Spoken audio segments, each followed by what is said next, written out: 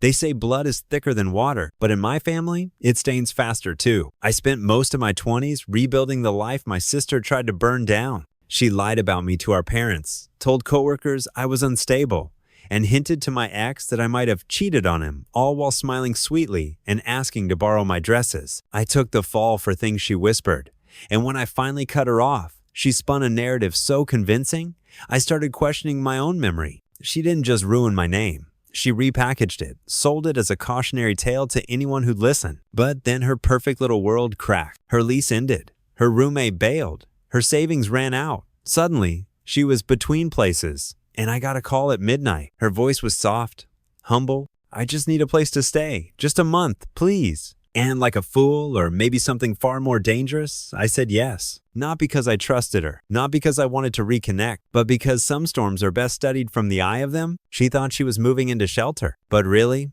she was walking into the only thing I still had control over, my space. And I was done cleaning up after her disasters. This time, I was gonna let her drown in them. We weren't born enemies. Claire was my older sister by 2 years and 7 months, and for the first decade of my life, I wanted nothing more than to be exactly like her. She was the girl who braided my hair before school, snuck me her Halloween candy, and made up stories about us being secret witches with matching powers.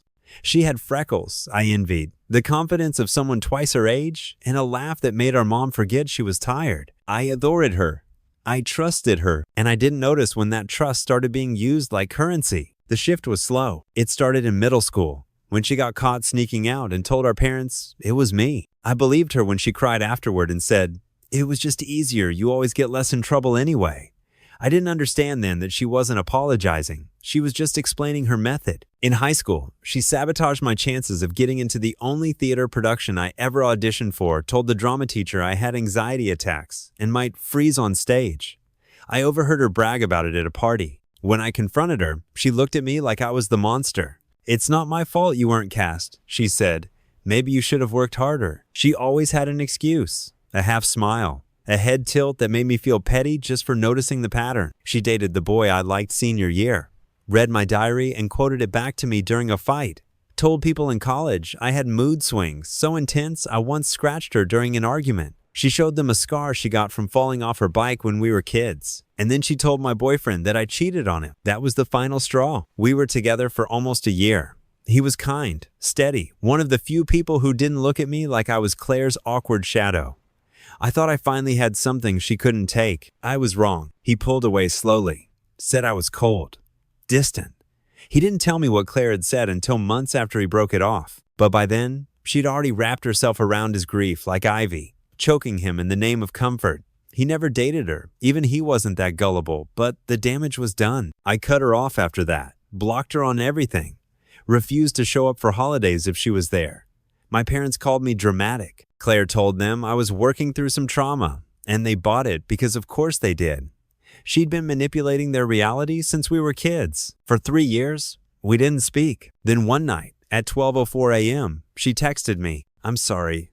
I'm not okay. I need help. Please." I stared at the message for 10 minutes. She was out of options. Her savings were gone, her roommate moved out, and the apartment she'd planned to crash in next fell through. "I'll be gone before the month ends," she promised. "I'll keep to myself." And part of me wanted to hang up, but another part, the one she'd underestimated, the one that had been silent while she rewrote my story for years, that part said, "Let her in." So I did. I cleared out the guest room, gave her clean sheets, stocked the fridge with food I knew she liked.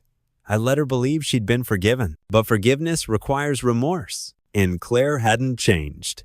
She had just finally run out of other people to destroy. This time, she was trapped with me, and I was done playing little sister. Claire arrived with 2 duffel bags, chipped pink nails, and a look on her face that she thought said grateful, but really just said cornered. I played polite. She hugged me tightly at the door, like the past didn't exist, and whispered, "Thank you. I'll make this right." I smiled, stepped aside, and let her walk in. I showed her the guest room, clean sheets, soft lighting, a little candle on the side table labeled balance. She gasped, touched her chest like I'd gifted her the Taj Mahal. "You didn't have to go all out." But of course I did. I needed her to trust me, because manipulators thrive in chaos in places they can control. But when everything is organized, labeled, and consistent, they have no grip. The first few days were easy. She slept late, took long showers, and sighed dramatically every time I passed her in the kitchen. I offered her coffee each morning. She always declined, said she was trying to detox, then later raided the fridge for my cold brew. She left her dishes in the sink, forgot to lock the door, used my towels, even though I gave her her own. When I reminded her, gently, she nodded. But the next day, she did it again. On the surface, these were small things. Minor, petty, but that's the point. Claire had always worked in minors, tiny disruptions, deniable slights, the kind that make you look insane for keeping score. I'm so sorry, I forgot again. I didn't even realize that was your shirt. Oh my God. I thought you said I could use the car today. I didn't confront her. I logged her. Every lie, every cross line, every little manipulation she wrapped in a giggle or a compliment.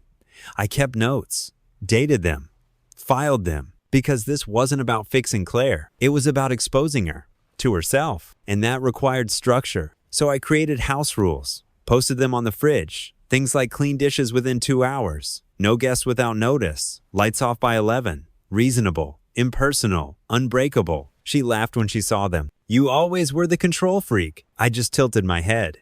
Well, you always needed structure. I watched her crumble, slowly. The first sign? She stopped showering.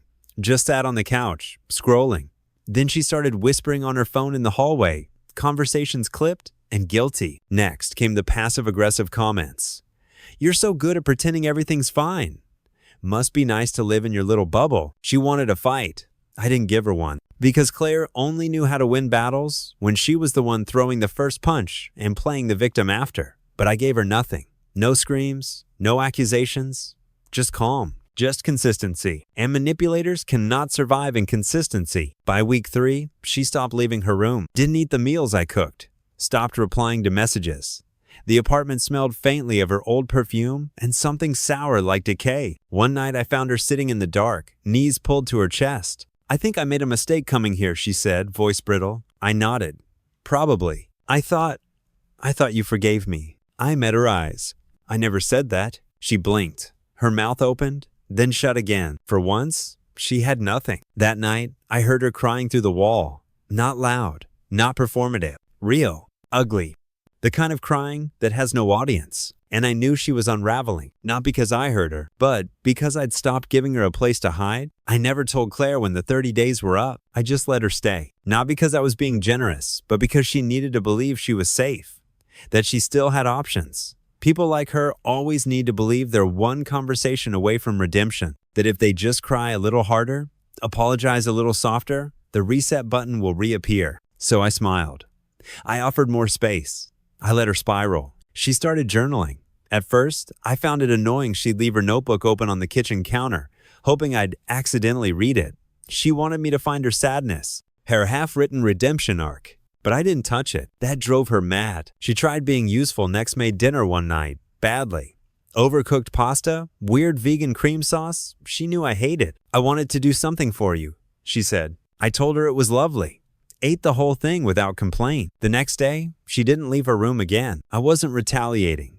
Not directly, but I started changing things. Small things. I moved her laundry basket an inch each day, reorganized the spice rack so that nothing matched what she remembered, changed the Wi-Fi password, told her it was an outage, let her sit in silence for hours while I played jazz through the living room speakers. I never confronted her, never asked how she was doing. I just gave her stillness. And Claire? She needs noise to survive. She feeds on drama. Escalation. She needs to feel like someone is always reacting. I gave her no reaction. One afternoon, I found her in my room. She didn't even try to lie.